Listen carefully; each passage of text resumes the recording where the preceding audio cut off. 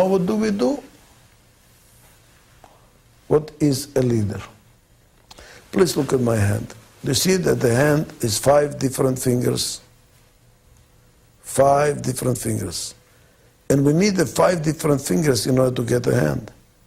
Because every finger does something different than another finger. If you had 5 fingers, like the pointing finger, would you have a good hand? This is the best finger there is. No, you will not have a good hand. Because you will need things that this finger can do that this finger cannot do. Now in another segment I also told you that in the Middle East, when the 5 fingers are together, that's called a khamsa, that's a blessing.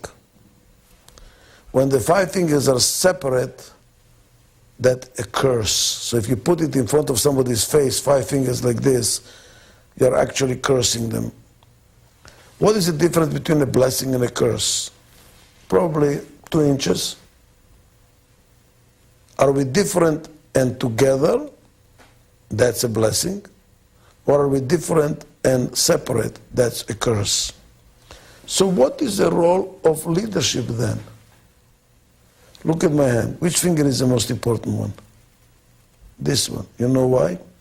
Because the thumb is what is the only finger that works with every other finger. If you don't have a thumb, you don't have a hand. As a matter of fact, if you lost your thumb by some accident, a surgeon will have to break your healthy finger to make it perform like a thumb so that you can have a hand. You know what the leadership is? Here is the title of my future book, or a chapter in my present book. Being a leader is being a thumb. Make us work together. Make our differences work as a hand. Please, many people think that leadership is this finger. Do this, pointing, telling people what to do. That's also leadership, no question about it. But it's only appropriate for a startup, by the way, or under tremendous time pressure or very risky situations. Somebody has to say, stop talking, time is too expensive, the cost of time is higher than the value of what we are getting out of it. Do something. Let's be approximately right rather than precisely wrong. That's okay, that's a leadership.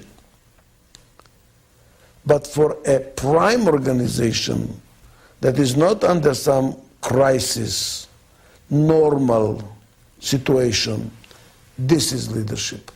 To get the different people to work together, to cross-pollinate, to enrich each other with their different points of view. It's like a group of people that are blind describing an elephant. Each one of them sees a piece or feels a piece. By communicating, they can see the total picture. And that's what we need in management. None of us is outstanding. None of us can do everything. What we really need is to work with each other, to complement each other. Then the totality is stronger than the parts. How does a leader do that? How does a leader do that? How do you make the differences work together? What I found out is what makes a difference between constructive and destructive conflict. Why some conflicts end up in a I can't stand you anymore syndrome. I can't work with you. It's very destructive. It robs us of energy. We cannot handle it anymore. And why, in another situation, a conflict is really growthful. You feel invigorated, energized, you learn something, you're appreciative of the difference. You appreciate what you learn.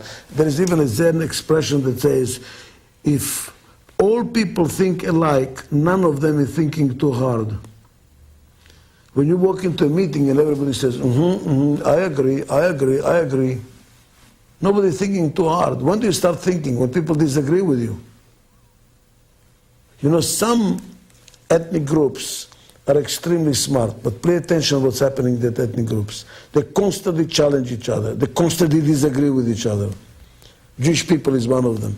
They never agree on anything. They will always try to find out a hole in your argument to disagree with you. That makes you think, That makes you constantly think. It's not a very easy way to live, but you constantly think. You constantly move your wheels. When people disagree, they think harder. But how to make the disagreement and thinking harder not be exhausting, disruptive, discouraging, dysfunctional? It is by having a culture of mutual trust and respect. And what does it really mean? What does it mean, mutual respect? Let's start with mutual respect.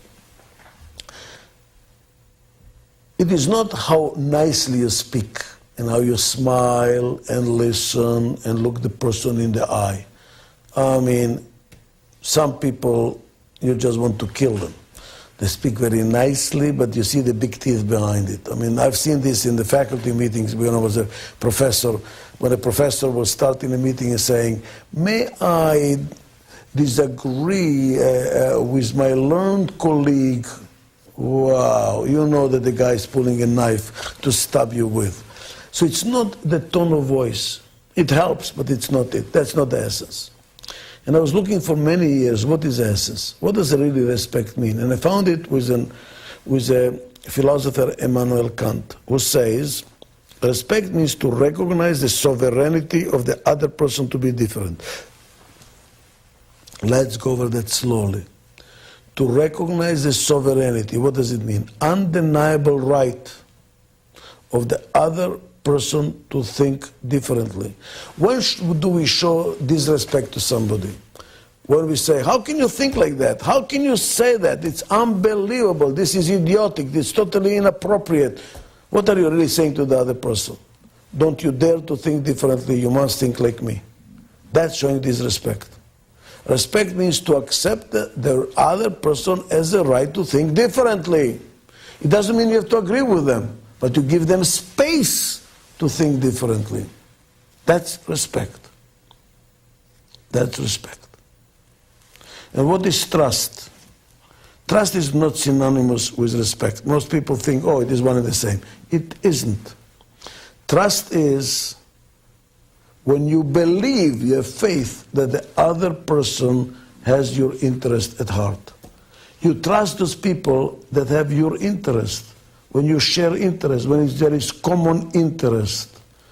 That's why, with a person you trust, you can turn your back to them. Why can you turn your back to them? Because since we share the same interest, if they stab you, they actually stab themselves. That's why you can trust them. They have your interest in heart. That's why they're not going to hurt you, because hurting you is hurting themselves. I trust people that share my interests. I respect people I learn from. If two people think alike or identically, one of them is unnecessary. Talk to yourself. What do you need the other person for? So what is a leader? A leader has to make the different fingers work together, like a hand. A leader has to make differences work synergistically. So we kind of enrich each other with our differences. We learn from each other. How does he do that? That is the role that the leader has to perform.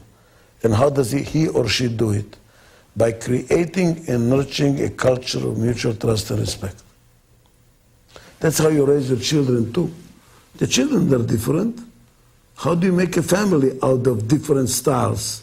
You and your spouse are different. The children are different. This can be a mess, can it not be? How do you make a family out of it? There must be mutual trust and respect. We must respect our differences, and we must share the common interest as a family. And the same thing is true for a company. And may I suggest to you the same thing is true for a country. If you are a prime minister, that's the most important thing you have to work on. How to create a culture in your country where mutual trust and respect dominates. Because when the trust and respect is gone, that's when the dysfunctionality, the conflicts are enormous, and the country gets stymied or even disappears as a country. Thank you very much.